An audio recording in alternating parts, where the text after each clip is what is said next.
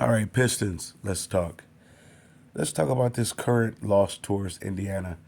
And what does this mean going forward for the Pistons, is very specifically towards the trade deadline and even off-season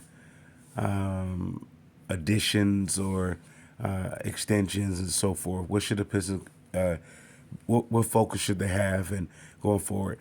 I'm going to start off by saying, after this loss, what does it say about the team?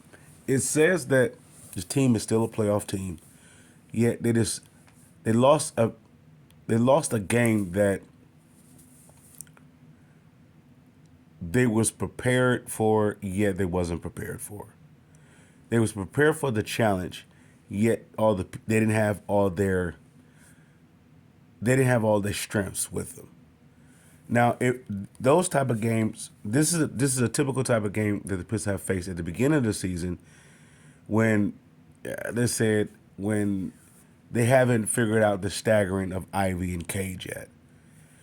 And this is where teams will collapse on Cade, and Cade will press to try to make something happen, and it would get the best of him, which will happen. Cade had a high turnover game. This is what you would call an out of character type of game for the Pistons, where everybody is trying to do much more, but they're doing much more than is outside of their skill set. So this is the type of game that I would have liked to seen the Pistons would go to Asar Thompson and maybe Clintman as a additional ball handler. Why? Because they're tall and they have length. Versus Sasser, where you can press Sasser to a degree, because Sasser is not a point guard. He can handle the rock, but the difference between Asar and Clintman is that they have point guard experience and they have size to help them out. So I want to say this was a bad game plan or an unprepared game by Bickerstaff, but at the same time, I could say that they went against an experienced team. They're not Indiana's not just a fifth seed or whatever. They are a contender fifth seed. You know, they're a type of team that is they will coast through the season and ramp up in the playoffs, or the final couple games of the season and ramping up for the playoffs. Why? Why? Because they have playoff caliber talent, not just all star talent. They have playoff caliber talent with the likes of Miles Turner, or you could say Siakam, and Halliburton. They have playoff talent. Now the Pistons just have a player that is playoff talent, and I would say they have a 1A playoff talent, which is in Ivy in the making. Outside of that, they have a lot of complementary pieces, or let's say a lot of players that are I don't want to call it average players. They have players that they are role players. So I won't bang the drum of saying the Pistons need to go out and make a move, and that's the reason why they should have made a move, because of games like this to help out Cade. I will never do that. This team is not in position for that. Now, however, I would say this team is in a position to upgrade a spot, whether you're talking about the trade deadline as well as going into the offseason. So I wouldn't make a knee jerk reaction by saying this is the game they needed a Cam Johnson. The only reason why I wouldn't say that, because Cam Johnson has to be, if they were to acquire Cam Johnson, two things have to be considered, maybe possibly three. Okay, what is your stance with Ivy going forward? Number two, are you looking? Is there a uh, mutual agreement possibly between Beasley and the Pistons of being a contract extension? And then number two, is there a bigger fish that you can go after? Now with Cam Johnson, he's considered having a career year or whatever, a breakout year, whatever how you want to call it. Yeah, he's still one dimensional. He could just shoot. Now, a shooter in the NBA now is I understand is very valuable. Nonetheless, you're asking me, okay, when it comes to Ivy, Ivy can do what Cam Johnson can do. Cam Johnson is becoming a specialist at shooting. Well, Ivy is Ivy, Ivy is he can hit you in three different ways. He can hit you at the point of attack. He can hit you going down, and then he also can hit you with the outside. He can hit you in so many different places. And number one and number four about Ivy, he's a playmaker. So I would never have to worry about him, whatever. And I will say if the Pistons were to add one more piece, it would make Ivy that much more significant. Which the piece that I'm looking for is either a dual center or a dual power forward. Tobias to me he's an emergency power forward. He's just getting paid at a starting power forward rate. He's an emergency power forward. So it's almost saying what he's the same. He has the same type of game, not game. How can I say it? He brings to the team the same thing that Stewart does. Now, somebody may say Stewart is a defensive minded, when a defensive minded player, so he will give you this or he give you that. Tobias is a scorer, give you this, give you that. Well, Isaiah Stewart is a sometime defensive player, but his mindset is on defense. Just like the same thing with when it comes to Tobias. Tobias is an offensive minded player, but he give it to you sometime. That's why I consider them similar. They're like role players. I don't look for them to start. Can they start? Yeah, they can start, but they don't have to be my starters. And if they're not my starters, that's saying a lot about my team. That's the same thing of a Boston team. That's the same thing of a Milwaukee team or a New York team or even in this case, an Indiana team. You need those type of guys that they are starters with the Pistons, but other teams they will be reserve players. So until the Pistons can become that, they're kind of slotted. Like this is the first year that Stewart is going to coming off the bench. Yeah, but he's a reserve player.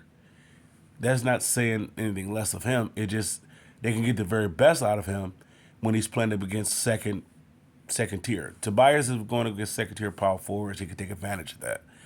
If you ask him to go up against the top five or the top 10 power forwards, it's not going to be a stalemate. It's going to be where the box score is going to show that Tobias doesn't look that good. Case in point with this game. All right, now if he's going up against a Siakam, it's not going to look good for Tobias. If you were to go up against a Moncaro, it's not going to look good for Tobias. If you were to go up against an established player, excuse me, an established power forward, then it's not going to look good. So here's the reason why I'm kind of shy against going up to Cam Johnson. Let's say if the Pistons made a 1 year rental player, brought in a 1 year player using their $14 million and maybe an additional player to get this 1 year rental, well then I make that move because the big fish that I'm looking for the Pistons to do, I'm still even though dealing with this trading with this type of team that I have in mind is a hard thing to do based upon the general manager. And then with that being said, you probably pretty much got an idea who I'm referring to. I'm referring to Utah.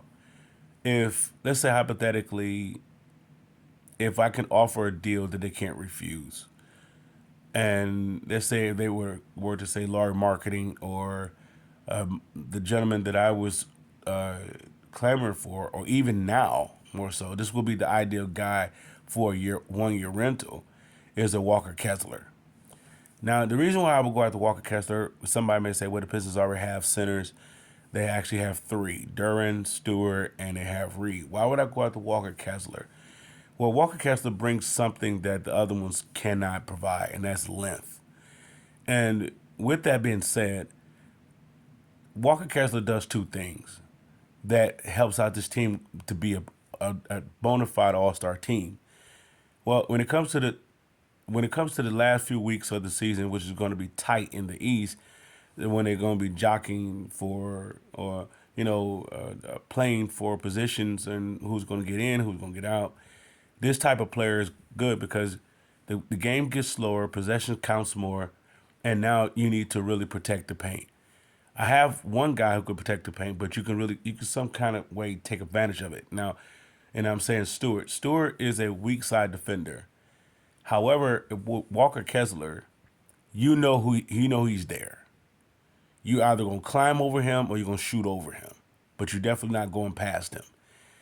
What I mean by that, he's a 7 foot clog, and he has a reputation of blocking shot. It's not like a Rudy Gobert. It's a difference. You can attack Rudy.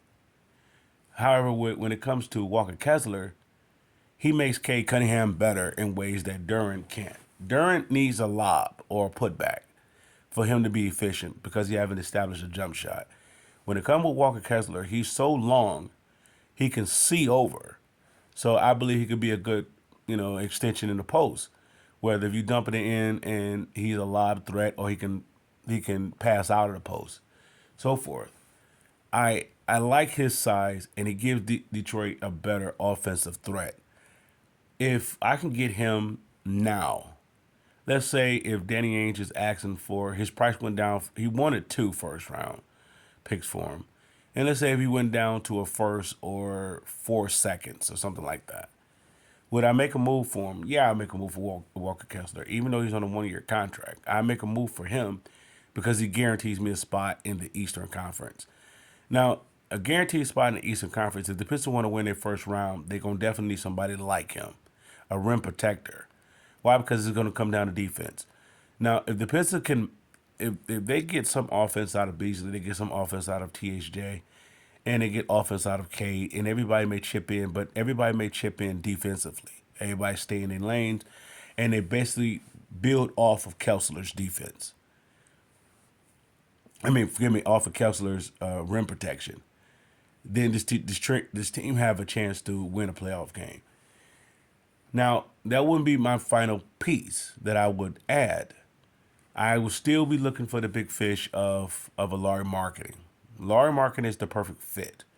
Very specifically, he would definitely be the perfect fit with if they had Kessler, if they went with Kessler at the starting five. Now, why would I do it this way? Well, now I got two legitimate 7 footers at the 4 and the 5. One is an offensive oriented player that can give you some, rim protection. And the other one is a defensive player that's going to give you rim protection and maybe some offensive. So it cancels out. But at the same time, I still have Tobias for another year, which is on who he would be on the expiring contract. And then also, Fontecchio, if he's not in the trade, he's on the expiring deal. And I could play with that. And then it also gave me some flexibility to sign Ivy. Now, going back to the Cam Johnson thing, the only reason why I'll be I will be hesitant, to go. Well, you know what? I will go after Cam Johnson if they're willing to take the 14 million and a player. If they're willing to do that, I'll do it. Now, Tim Hardaway Jr. comes off. Let's say if I can make the deal with Brooklyn to go after Cam Johnson, that's saying me two. That's going to say to me two things. Cam Johnson is a holdover player for the decision to be made with Beasley. I can also look forward to letting go of Tim Hardaway Jr. And then at the same time, it gives me a little time to watch or to monitor Ivy's return. If I don't go after him, I'm definitely going to sign back Ivy for that self same price range, around about 18 to 22 million. I believe they can. I believe they both can be contributors to this team. I don't. It doesn't matter how the pitchers want to do it. I don't believe they should tie up all their, their flexibility, their cap flexibility, not just the 14 million, but going into. Well, you know what? Cam Johnson is not a bad deal. His contract is not a bad deal. Very specifically, what he contribute. If they lose Tim Hardaway Jr., they're going to still need another rim spacer. I mean, they're going to need another player that can space the floor. And it is not as bad because Tobias will be going into an expiring contract. I mean, a contract year. Same thing for Fontecchio. And that will also give a little bit more time for the development of Asar as well as Ron Holland. I'm not looking for the Pistons to be a lottery team, which means to get another lottery player. They may get a draft pick, maybe in the second round or so. Why? Because they have four players that are like lottery picks on their teams. They have Ivy, Asar, Ron Holland, and I'm going to stretch it to say Bobby Klintman. They have at least 3 to 4 players that are lottery players that they're up under their contract for maybe another year or two, their rookie contract that is, and they're still up under development to grow before you have to extend them. I think they're out of the running of a lottery type of player, such as those type players, a developmental player. They're now in the next step or the next tier arena to be added to their team, which will be a player with experience, maybe an all-star type player, or if not a borderline all-star type player, or even a most improved player, or a six-man type of candidate. I'm if we don't have a mutual number to resign Beasley with, or it's not mutual for them wanting to be together. Beasley and the Pistons. Beasley may want to go to a contender team. He may want to go to a warmer climate. He may have different options. He have a family, so there's different things that he can express interest in. So I have to take that consideration. Because I don't believe there's no way I can get him at 6 million again. So he would be looking for, I would say, 12 plus, maybe doubling what he have this year. With that being said, I would want somebody that does what he does, so to speak, but at the same time is a little bit in a time frame, in a timeline, and that's where Cam Johnson comes in at. Can I sign Cam Johnson and sign Ivy? Not sign Cam Johnson. Can I trade for Cam Johnson and sign Ivy?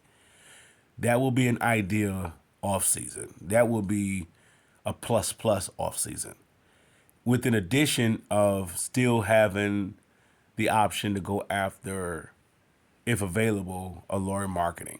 If not, I'm looking at I want a 4 or 5, and I'm going to say Miles Turner is off the board because I can't foresee Indiana letting him go, and at the very least letting him be able to walk away and go to the Pistons when the Pistons is at the same pace that the Pacers are in, and positioning for the playoffs, or just as a team or as an organization as a whole.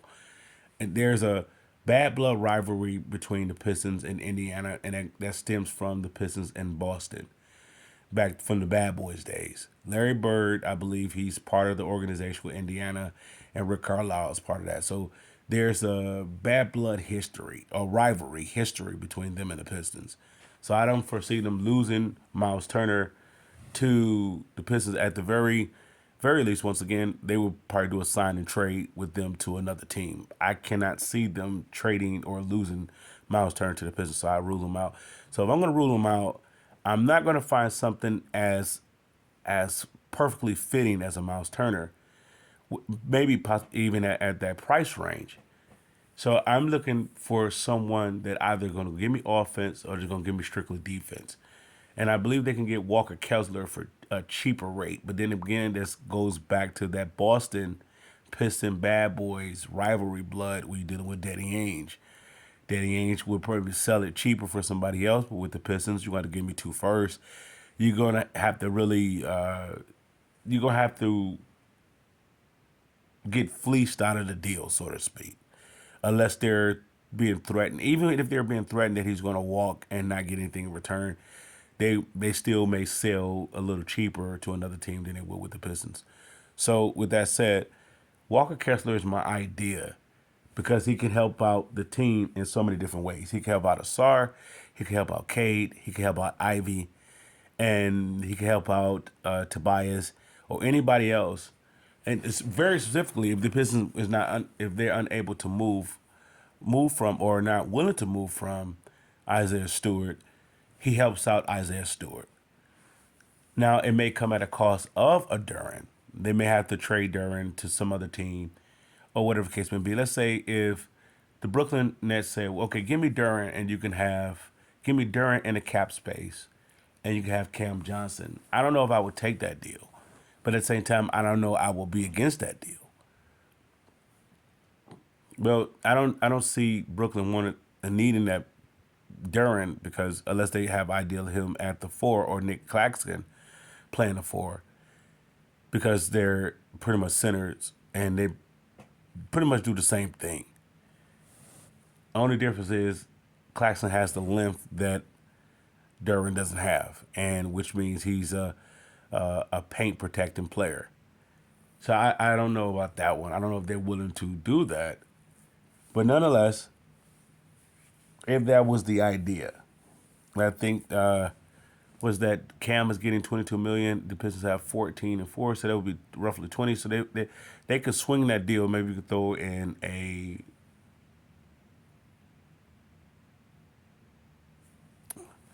more junior a part of the deal, but at the same time, you may not have to. But that's just an idea. That's not the idea that I would say Brooklyn would be looking for.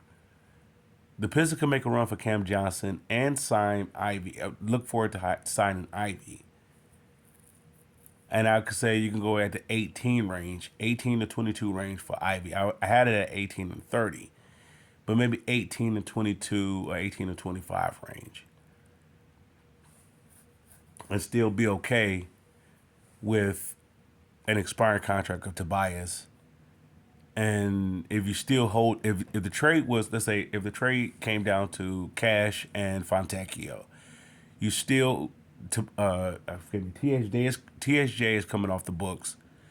Very specifically, I wouldn't be looking to resign him, if not for the price that he was getting at 18, because I have Cam Johnson, and I can move off of THJ was that's 18 million, and Tobias is having an expired contract, so I have flexibility if the case will come about for a lower marketing, or the Pistons could go a different route by going after Nikola Vucevic. Now Vucevic is not a defensive guy. However, a defensive center or a center in an Eastern Conference or the playoffs is going to have to pay attention to Vucevic because he can space the floor. Very specifically, if you're going to double Cade, which is going to be the game plan going forward, the league went away from it because the other teams didn't have the personnel as Indiana had, where you can lock on Cade and everybody has to step up. When it comes to the playoffs, that would be the game plan. And everybody, that would be a nice opportunity for development for an Nassar, for Ron Holland. And if Ivy was healthy, for an Ivy, there would be a nice development type of atmosphere or opportunity for them to develop when they have to face for those type of challenges when they're doubling or blitzing on Cade. So this is where a Vucevic will be good because you have somebody who can definitely space the floor or who can score the ball around the basket. He's a crafty guy, and I'm not high on Duran because he hasn't. I haven't seen a development of his game. He put me in the mind of a Killian Hayes. He has moments, yet I believe the Pistons can move on from him. Does that come at the risk of him going somewhere else and he's blooming? So be it. He may reach the ceiling with the Pistons, and somewhere else he still got another gear or two or another level that he is willing to go to. Right now with the Pistons, he should at least be shooting a 12-foot jump shot. Maybe not shooting 50%, but nonetheless, he should have a 12-foot jump shot a part of his game. And now his game has been the same thing since he was a rookie, and nothing has improved, or even at the very least, nothing is consistent with what he's showcasing. They say he's making improvement, but it's not. Let's say it's not playoff. He's making improvement if they were still developing young pieces versus being a playoff team. I don't view them as let's say a rebuilding team. Let's say it that way. Duran's improvement is good for a rebuilding team, yet not for a playoff team. This team is a playoff team. It's just an average playoff team when they're going against teams that are above average. Orlando, Cleveland, New York, Milwaukee, Indiana. Those are experienced playoff teams in the East.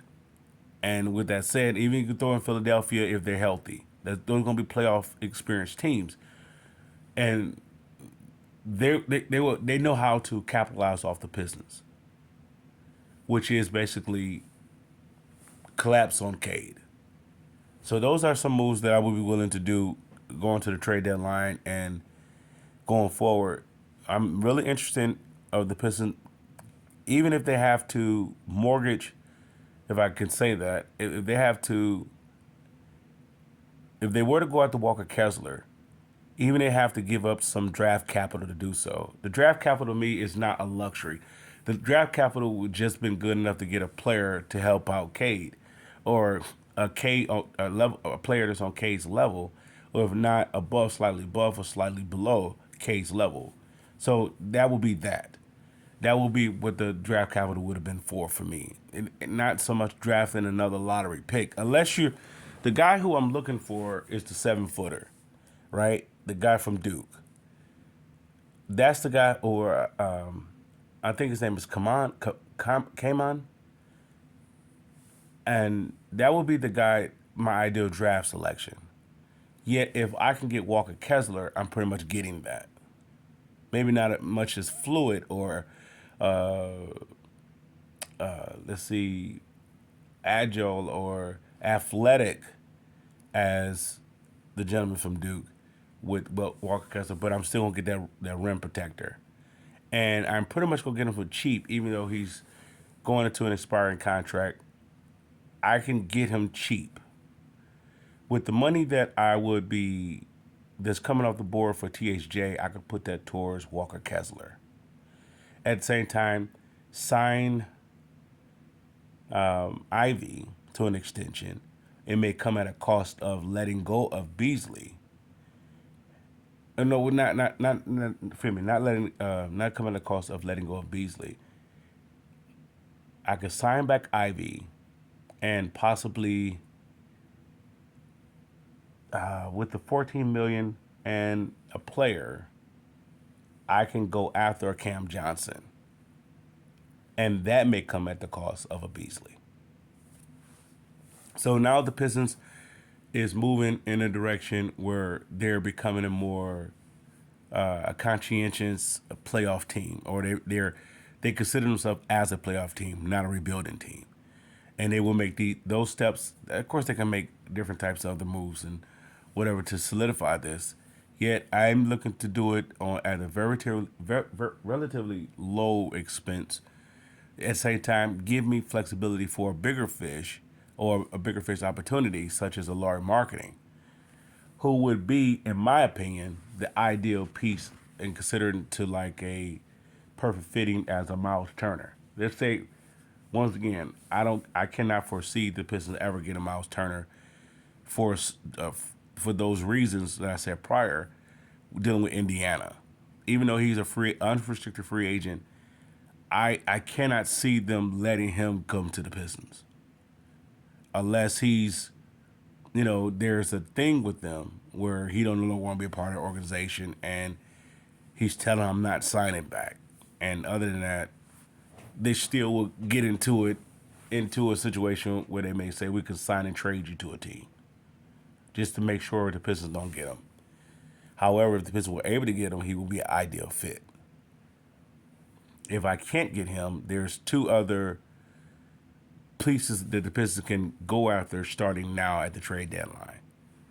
There's two moves that I would like to see the Pistons make or consider making, and of course, it really it's they're having a foresight or plan what they're going to do with Ivy, what they're going to do with Duran, what they're going to do with Beasley and Tim Hardaway Jr. It comes down to that, or even the piece that they have. Are they willing to improve those pieces? Now, for Fontecchio, my replacement with him is Asar Thompson. I will be banking on Asar Thompson and Klintman coming back the next year healthy. So I can move on from Fontecchio, from being that reserve type of player. And I can move from Tim Hardaway Jr. if I'm able to get a Cam Johnson. If I can move on from Duran, if I can get a Walker Kessler or a Vucevic, I can move on from that and still be in position with Tobias going into an expiring year, and I can be in position to go after an opportunity such as a Lauri Markkanen if available.